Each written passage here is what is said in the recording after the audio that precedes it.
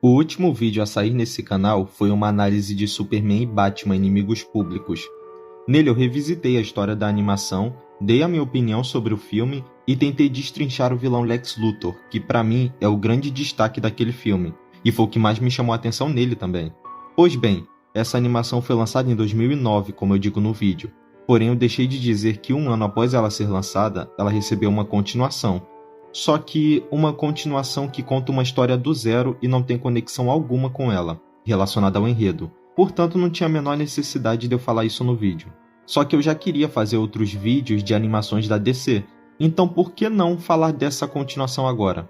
Bom, vamos falar um pouquinho de Superman e Batman Apocalipse de 2010.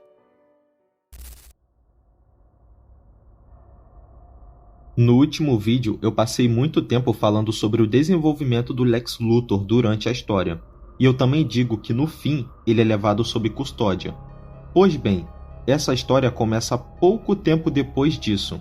O ex-presidente Luthor está há algumas semanas preso, após toda aquela situação do meteoro, também explicada no vídeo anterior. Algumas semanas após isso, Gotham City está tranquila como nunca esteve, sem nada de tão absurdo acontecendo. Porém, no meio da noite, um pequeno meteoro cai no rio de Gotham. Dessa vez, não do tamanho de um pequeno país como era o meteoro de Kryptonita, mas sim um pequeno, que trouxe consigo uma nave alienígena. Batman rapidamente fica sabendo do meteoro e vai investigar. Utilizando a batilancha, ele mergulha, mas não encontra nada lá, apenas a nave vazia. Porém, ao fundo, vemos uma silhueta emergindo do lago e indo em direção à batilancha. A figura liga o veículo e acelera até colidir com a costa de Gotham, o que causa uma grande explosão. Batman vai até lá investigar, porém não encontra nada. Já nas docas, próximas ao local da explosão, vemos 3 homens trabalhando, e esses homens são abordados por uma jovem garota loira, que se encontra completamente nua. Ela não fala uma língua conhecida por eles. Quando um dos homens vai abordá-la de uma maneira não muito legal, ela quebra o pulso dele com uma facilidade impressionante. Outro se aproxima de maneira mais agressiva. Com um tapa no peito, ela o arremessa para longe. O terceiro homem, com medo, entrega para ela o seu casaco e sai correndo, o mais esperto de todos. Mais tarde, Batman, com a ajuda de Superman, encontra a jovem escondida em um prédio e a põe para dormir, fazendo uso de um cristal de Kryptonita. Essa jovem é Kara Zor-El, a Supergirl, que ainda não é a Supergirl. Essa parte inicial do filme é muito interessante pela forma com a qual ele nos apresenta a Kara. Ela está nitidamente assustada com o que está acontecendo, não fala o idioma local, não consegue controlar seus poderes, machuca as pessoas sem querer e ainda não consegue voar. Uma coisa que eu curto muito nesse filme são as interações dos personagens. Por exemplo, a Kara acorda na Batcaverna presa a uma cama. O Batman está fazendo alguns exames nela. E quando ela acorda, ela destrói as algemas e usa a visão de calor para fritar o Bat-PC. O Superman ajuda ela a se acalmar, falando no mesmo idioma dela. Aí tem uma piadinha do Batman falando que ela acaba de fritar um computador de $50 mil. Aí o Clark fala, me manda a conta. Batman responde, com um salário de jornalista? Aham, sei. Esses momentos eu acho muito bom, cara. Porque, assim, é óbvio que tem muita gente que não curte esse lado mais bem-humorado do Batman. Eu particularmente gosto bastante, quando é com alguém que você sabe que existe uma certa intimidade, como o Superman, a Mulher Maravilha, o Robin, Batgirl. Nesses casos, sim. Agora, é lógico que eu não iria gostar do Batman sair contando piadinha o tempo todo. Mas nesses momentos onde ele tá com outras pessoas que ele já tem uma certa intimidade, aí eu acho muito maneiro. Porque, além de fortalecer ainda mais a relação, você ainda pode explorar um lado pouco visto do Batman, que normalmente fica escondido. Inclusive, tem nada a ver com o assunto do vídeo, mas recentemente eu li a minissérie do Batman Reptiliano, escrita pelo Garth Ennis, mesmo escritor de The Boys, pra quem não sabe. E o Garth Ennis tem esse humor mais sátiro, irônico e pesado que ele gosta muito e põe em tudo quanto é obra que ele faz. E em The Boys realmente funciona muito bem. Mas, irmão, no Batman, fica muito ruim. Nossa senhora, muito, muito ruim. Batman mais piadista que o Coringa. Toda hora uma piadinha, toda hora uma tiradinha engraçada. Cheguei no último capítulo me arrastando. São só 6 edições, eu não aguentava mais. O maluco virou um comediante, praticamente. Enfim, voltando ao tema do vídeo. Enquanto Clark e Kara estão passeando por Metrópolis, eles são atacados por Amazonas coordenadas pela Mulher Maravilha. Diana está preocupada com o fato de Kara não conseguir controlar seus poderes, e a forma como isso pode vir a ser um problema. Então ela dá a ideia de levar a jovem para morar e treinar em Temícera, a Ilha Paraíso, lar das Amazonas. Eu entendo a Diana estar preocupada com a Kara ser uma ameaça, mas precisava chegar batendo primeiro e perguntando depois? Se o Batman não aparecesse para apaziguar a situação, o Clark ia pra cima enfiar porrada na Diana, ele já estava pronto para ir para cima.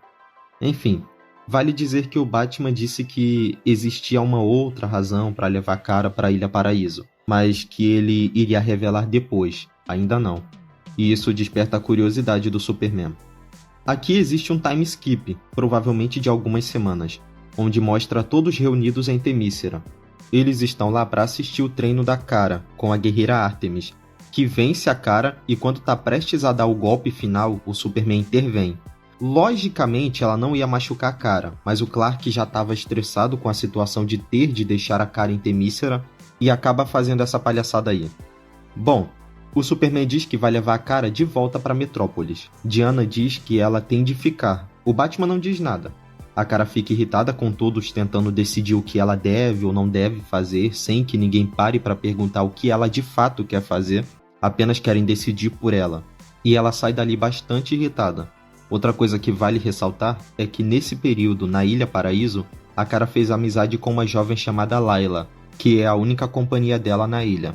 Importante dizer também que a Layla é fisicamente bem parecida com a Kara. Assim, bem parecida com a Kara. A Layla também tem o poder de clarividência, ela consegue ver um pouco do futuro. E o outro motivo que o Batman havia dito que existia para levar a Kara para Temícera era porque a Layla estava tendo uma visão do futuro, onde Superman está segurando o corpo da Kara, uma visão da não tão distante morte dela. E quando eu digo não tão distante, na verdade é agora. Enquanto Batman, Superman e Diana estão distraídos, uma horda de clones do Apocalipse são enviados por Darkseid. Eles chegam na ilha através de um portal. E aqui é guerra, irmão, porradaria franca. Tem a Amazona cortando geral com espada, tem o Superman desintegrando o povo com uma super visão de calor, e tem o Batman empunhando o machado, e enfiando a porrada nos caras de machado, filho. Durante a guerra, Batman percebe algo e sai correndo no meio da luta. A batalha termina e Superman e Mulher Maravilha dão falta do Homem-Morcego. E quando eles vão procurá-lo, encontram Batman do outro lado da ilha, em pé, de frente para o corpo de uma jovem loira. Superman segura em seus braços o corpo da jovem e Diana percebe que é Layla. Os últimos resquícios dos poderes da Layla mostram uma visão para eles de que foi Darkseid que as atacou e levou Kara para Apokolips, planeta governado por ele. Sim, toda aquela batalha contra os clones do Apocalipse era uma distração. Enquanto um portal foi aberto em um extremo da ilha, outro foi aberto no outro extremo, e dele saiu Darkseid. Ele matou Layla e sequestrou Kara. A visão de Layla esse tempo todo não mostrava a morte de Kara como haviam pensado, mas sim a sua própria morte. Após tudo isso ocorrer, a trindade de heróis estão decididos a ir para Apokolips, em busca de resgatar Kara e vingar a morte de Layla. E para chegar até seu destino, eles pedem a ajuda de Barda, uma antiga general de Darkseid, que agora vive entre os humanos. Ela reluta bastante em aceitar ajudar os heróis a chegarem em Apokolips, mas acaba aceitando. Enquanto isso, vemos qual é o plano de Darkseid com Kara.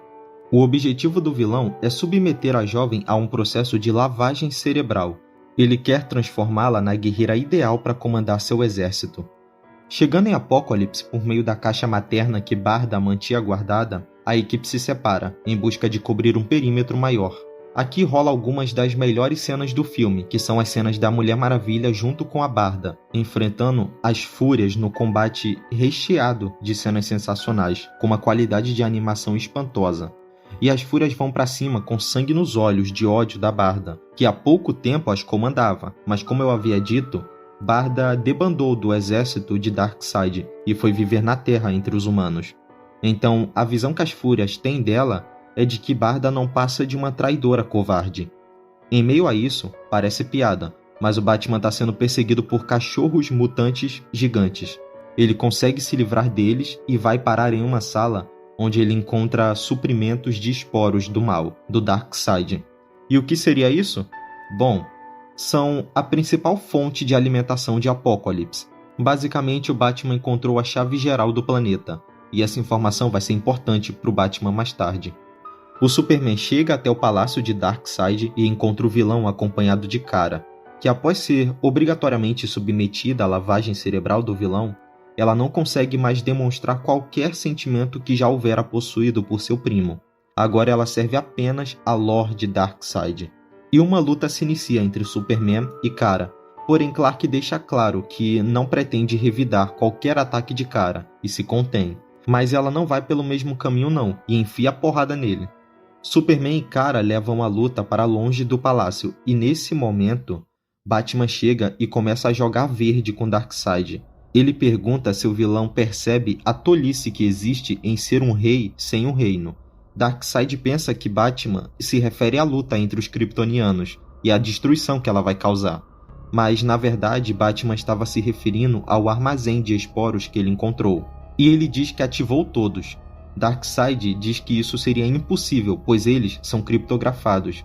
Batman diz em voz alta a senha da qual Darkseid está falando, e completa dizendo que não só descobriu, como também reprogramou todo o arsenal. Ele tem em suas mãos o poder para destruir todo o planeta de Darkseid, e diz que não o fará desde que o vilão desfaça a lavagem cerebral em Kara, abra mão da jovem kryptoniana e a deixe em paz. Depois de muito relutar, o vilão aceita o acordo de Batman e o elogia, dizendo que Mulher Maravilha e Superman não teriam a perspicácia do Homem-Morcego de pôr a vida de todo um planeta na ponta da agulha, apenas para chantagear o vilão e resgatar a garota. Superman derrota Kara, põe ela para dormir e todos se reúnem no palácio e deixam o planeta. De volta à Ilha Paraíso, Kara desperta, já liberta do controle mental de Darkseid, e diz que não se lembra de quase nada que ocorreu após a morte de Layla, mas que sabe que fez coisas horríveis. Ela também traz um questionamento muito legal, se Darkseid de fato a manipulou ou apenas liberou a maldade que já existia nela. Após isso tem a despedida dos heróis, já que Superman vai retornar para o Kansas, e Kara vai junto com ele. Batman fala que Clark ainda lhe deve um computador, e Clark diz que vai demorar para pagar, já que jornalista ganha pouco. E é assim que Superman e Batman Apocalipse termina. Na verdade tem mais uma cena de batalha pica no final, onde Darkseid ataca Superman e Kara, que agora se tornou de fato a Supergirl, mas é uma cena meio desconexa que tá lá só pra ter mais uma cena de luta braba no final. Ela é bem aleatória mesmo, então nem vou falar. Vá lá assistir o filme. Bom, se você curtiu esse vídeo, considere deixar o seu like e a sua inscrição. Aqui eu sempre trarei vídeos de resenhas, reviews, análises, foda-se, de jogos e filmes. Às vezes pode ter de série também. Se você curte esse tipo de conteúdo, se inscreve aí que vai me ajudar pra caramba. Bom, é isso. Obrigado pela atenção, até o próximo vídeo e até breve, pessoal.